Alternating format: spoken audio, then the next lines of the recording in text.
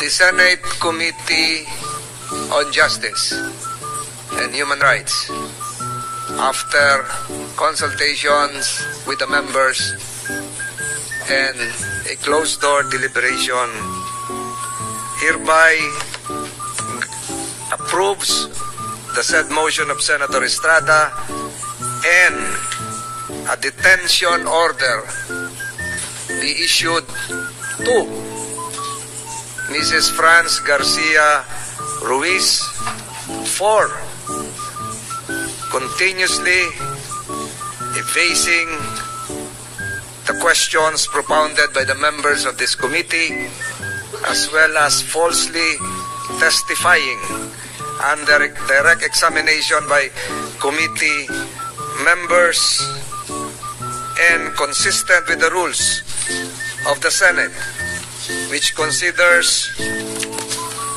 a commitment order issued by a committee as a contempt of the Senate.